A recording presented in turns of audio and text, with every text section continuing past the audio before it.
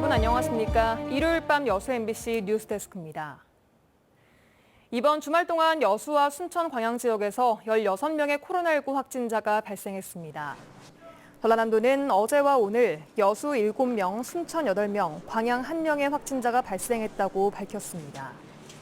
전남도는 이번 확진자 중 타 지역에 살던 가족과 접촉해 감염된 경우가 많다며 타지 이동을 자제해 줄 것을 당부했습니다. 제76주년 광복절 경축식이 오늘 전남도청 왕인실에서 열렸습니다. 이번 경축식에는 나라를 되찾기 위해 헌신한 전남 출신 독립운동가 8명에게 애족장과 건국포장, 대통령 표창이 수여됐습니다. 코로나19 재유행에 따라 행사 현장에는 독립유공자 가족 등 소규모 인원만 참석했으며 모든 도민이 광복의 의미를 되새기도록 전남 유튜브 채널로 경축식이 실시간 중계됐습니다. 광양시의 민족시인 윤동주 선양사업이 관련 부지 매입의 어려움 등으로 수년째 큰 성과를 거두지 못하고 있습니다. 고민에 빠진 광양시가 윤동주 선양사업에 대한 전면적인 궤도 수정을 계획하고 있습니다. 김주희 기자가 보도합니다. 민족시인 윤동주의 유고, 하늘과 바람과 별과 시가 발견된 광양시 진월면 망덕리 고 정병욱 교수의 고향집. 1925년 건축된 것으로 알려진 이 가옥은 역사적, 문학사적 가치를 인정받아 지난 2007년 등록문화재 341호로 지정됐습니다. 광양시도 이 가옥을 중심으로 항일 민족운동의 상징인 윤동주 시인에 대한 지역 차원의 선양 사업을 진행하고 있습니다. 하지만 지난 6월 완료된 고 정병욱 가옥 개보수 사업을 제외하고는 지난 5년 동안 이렇다 할 성과를 내지 못하고 있습니다. 지금 저희들이 한 4억 5천 정도 들어가서 2019년도 12월부터 2020 올해 6월 말까지 저희들이 정비하는 과정에 문화청에 설계 승인도 받고 또 자문도 받고 해서 모습 그대로 정비한 상태입니다. 특히 민족시인 윤동주의 작품 세계와 정신을 들여다볼 수 있는 문학관 건립 사업은 관련 부지 확보 등이 여의치 않아 한 발짝도 나가지 못하고 있는 상황입니다. 고민에 빠진 광양시가 윤동주 시인 선양 사업에 대한 대폭적인 궤도 수정을 예고했습니다. 국토부의 섬진강 문화예술벨트 조성 사업과 연계해 문학관 조성 부지를 새롭게 확보하고 문학 콘텐츠 개발에도 착수했습니다. 이르면 내년 초 자체 연구 영역에도 착수할 계획입니다. 2022년도 정도는 저희가 자체 용역을 좀 해서 이치라든지 콘텐츠를 조금 좀 보강을 하고 좀 구체화를 시켜야 되지 않을까 싶어요. 광복을 불과 6개월에 앞두고 1946년 2월 일본 후쿠오카 형무소에서 28살의 짧은 생을 마쳐야 했던 민족시인 윤동주. 그의 민족과 문학 정신을 기리기 위한 광양시의 선양 사업이 어떤 형태로 그려질지 새로운 수정안에 관심이 높아지고 있습니다.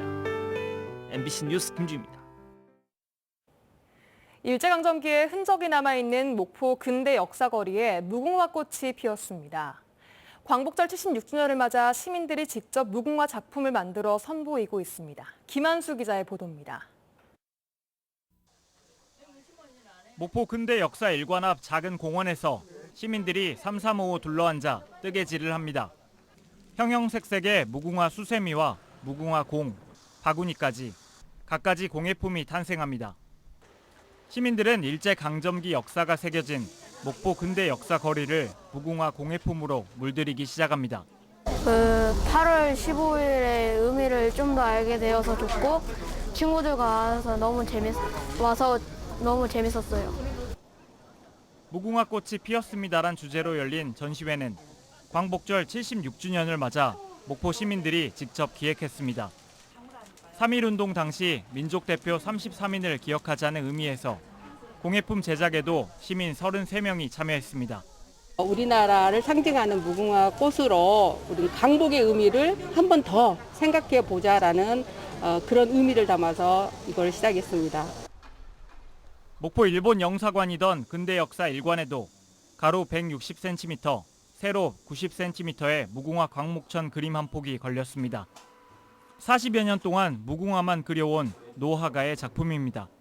이제 무궁화 축제를 이제 점점 좀 활성화시켜서 1897 개항 문화 거리가 좀 무궁화 축제를 좀 빛났으면 좋겠습니다. 광복절을 전후해 목포 근대 역사 거리를 가득 채운 수많은 무궁화 전시품들은 이달 말까지 볼 수 있습니다. MBC 뉴스 김한수입니다. 민주당의 유력 대권 주자인 이재명 경기도지사가 오늘 전남 동부 지역을 방문했습니다. 여수 이순신공원에 있는 항일 독립운동 기념탑을 참배한 데 이어 박람회장을 찾은 이 지사는 개항 100주년을 앞둔 여수 광양항을 스마트항만으로 전환하기 위해 정부의 적극적인 관심과 투자가 필요하다고 밝혔습니다. 또 여순 사건 특별법과 관련해서는 희생자들의 명예회복을 위해 철저한 진상조사가 이루어져야 하고 그 결과를 토대로 보상 조치도 속도감 있게 진행돼야 한다고 강조했습니다. 신잡기를 이어간 이재명 지사, 대선 후보 여론조사에서 높은 지지율을 얻으며 주목을 받고 있는데요. 문영철 기자가 이 지사를 만나 구상하고 있는 국정 방향과 전남 지역의 미래 비전 등에 대해 자세한 이야기를 들어봤습니다. 안녕하십니까? 네, 반갑습니다. 네, 먼저 민주당의 유력한 대권 주자로서 지사님께서 생각하고 계신 새로운 국가 비전이나 국정 방향이 있다면 설명을 좀 해주시죠. 우리 사회의 공정성이 많이 훼손이 돼서 경제적으로는 양극화로 나타나고 있고 또 젊은이들 입장에서는 기회가 줄어들다 보니까 경쟁도 격렬해지는 그래서 갈등도 격화되는 그런 사회 상황이 매우 안타깝죠. 그래서 근본적으로는 공정한 사회, 즉 모든 영역에서 공정성을 회복하는 것이 가장 중요한 과제가 됐을 테고 또 현실적인 당면 문제라면 역시 성장성을 회복하는 것이다. 성장성을 회복해야 사회적 갈등도 좀 치유되고 완화될 수 있는 기회가 생기는 거라고 생각됩니다. 그런 의미에서 제1호 공약으로 이른바 전환적 공정성장을 제시하셨는데 뭐 구체적인 내용을 좀 설명을 해주신다면요. 아시다시피 지금 미국 바이든 정부도 이제 에너지 대전환, 디지털 대전환 또는 팬데믹이라고 하는 새로운 시대에 적응하기 위해서 대대적인 인프라 투자에 들어갔습니다. 산업 구조를 재편하려고 하는 거죠. 근데 우리나라도 예외가 아닙니다. 질적으로 새로운 정책들을 만들어내야 되는데 그게 결국은 이제 신재생 에너지에 기반한 대대적인 산업 전환 그리고 이제 신산업 육성을 통해서 일자리도 만들고 일정한 지속적 성장을 확보해 나가면 우리 사회 문제의 상당 부분을 해결할 길이 생기는 거죠. 네. 그리고 기본소득과 기본주택, 기본대출 같은 이른바 기본 시리즈를 또 주요 공약으로 제시하고 계신데요. 잘 아시겠지만 일각에서는 현실성이 부족하다, 구체적인 재원 마련 방안이 없는 것 아니냐는 지적도 이어지고 있습니다. 이에 대한 입장은 어떻습니까? 그러니까 지금까지 이제 노멀한 상황에서 이제 예측 가능한 정책만 고민을 하면 사실 이건 너무 새로운 정책이어서 수용성이 좀 떨어질 수도 있습니다. 그런데 아까 말씀드렸던 것처럼 우리 사회가 완전히 지적으로 새로운 미래를 향해서 가야 되는데 그에 상응하는 합당한 제도들이 필요합니다. 정치는 행정과 달라서 길을 만드는 것이다. 새 길을. 뭐 이런 사명감 가지고 저는 꼭 필요한 일이라고 보기 때문에 계속 추진하고 국민들 동의를 얻어 나갈 생각입니다. 네, 전남 지역의 미래 발전 방향과 비전에 대해서 어떤 구상을 갖고 계신지 또 전남 지역과 관련된 공약이나 사업이 있다면 어떤 것들이 있는지 설명을 좀 해주시죠. 지역 균형 발전이 이제는 이제 정치인들이 하는 구호가 아니라 이제 현실의 문제가 됐습니다.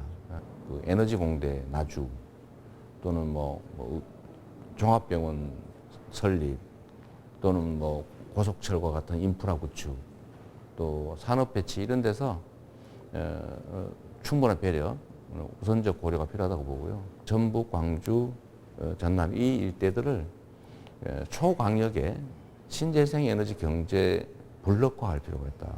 대대적으로 투자하고 중앙에 집중되어 있는 기관이나 연구소들을 좀 아래쪽으로 좀 배치하면 저는 뭐 산업 전략적으로도 국가적으로도 바람직하고 이 지역에도 새로운 먹거리가 가능하고 일자리도 많이 생겨나지 않겠냐 이렇게 기대합니다. 소위 민주당 빅3 대권 주자 가운데 또 유일하게 비호남 출신이세요. 네, 도민들에게 어필할 수 있는 뭐 지사님 본인만의 강점 이게 있다라고 설명을 좀 해주시면요. 저도 뭐 어쨌든 광주 민주화 운동 때문에 제 인생을 바꾸기도 했지만 그걸 넘어서서 우리 호남에서는 이제 개혁 정신을 가지고 있는 거고 이 개혁 정신을 이 정치 현실에서 대한민국의 현장 속에서 어떻게 관찰할 것이냐, 어떻게 실천해낼 것이냐를 끊임없이 고민한다고 봅니다. 그런 면에서 보면 우리 호남의 개혁 정신을 가장 현장에서 치열하게 실천해왔고 또 호남의 개혁 정신에 부합하는 인물이라는 생각을 해주시는 분들이 꽤 많이 계신 것 같습니다. 네. 끊임없이 그렇게 노력하고자 합니다. 네. 마지막으로 우리 전남 동부 지역 시민들에게 전하고 싶은 말씀이면 해주시죠. 저는 공약 이행률 95% 이상 되는 약속을 꼭 지키는 사람이었고 이길 수 있는 사람이 누군지 또 선거에서 이긴 다음에 진짜 우리의 삶을 바꿀 사람이 누군지를 좀 봐주시면 좋겠어요. 각 지역들도 특성을 가지고 나름의 새로운 기회들을 만들어가면서 충분히 더 성장 발전할 수 있는 사회 만들겠다 이 말씀 꼭 드리고 싶습니다. 네, 인터뷰 여기서 마치겠습니다. 오늘 말씀 고맙습니다. 네, 감사합니다. 여야 대권 주자들이 저마다 엇갈린 광복절 메시지를 내놨습니다. 이재명 경기지사는 광복절 메시지를 통해 과거 청산을 강조했고 이낙연 전 대표 역시 애국지사 보훈의 필요성을 강조하는 데 방점을 두는 등 여권 대선 주자들은 대체로 일본의 사죄와 친일 청산 등을 강조했습니다. 반면 윤석열 전 검찰총장은 SNS 글에서 나라 정상화의 사명을 강조했고 원희룡 전 제주지사는 정권 교체의 필요성을 강조하는 등 야권 주자들은 일제히 정권 교체 의지를 다졌습니다. 여수시와 시의회 간의 인사 갈등이 시의회, 의회 사무국장 업무 복귀 결정으로 한 달여 만에 일단락됐습니다. 여수시의회는 최근 여수시 하반기 정기 인사 이후 의정 지원 업무에서 배제했던 의사국장을 업무에 복귀시키기로 결정했으며 이는 의회를 무시한 인사임은 분명하지만 소모적인 상황이 계속되는 것은 바람직하지 않다는 판단하에 대승적으로 양보한 것이라고 밝혔습니다.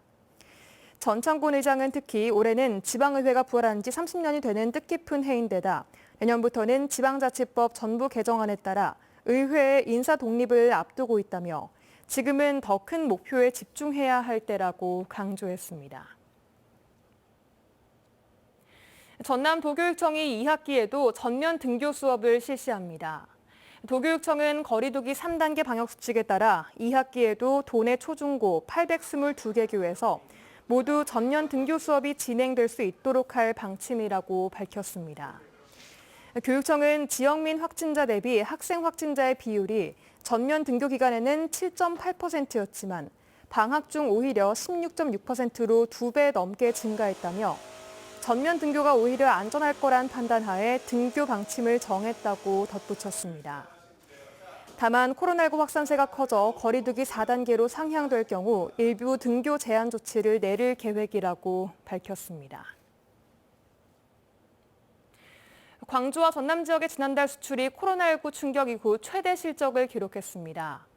광주본부 세관에 따르면 지난달 광주와 전남 지역의 수출은 작년 7월보다 42% 증가한 53억 8,700만 달러를 기록했습니다.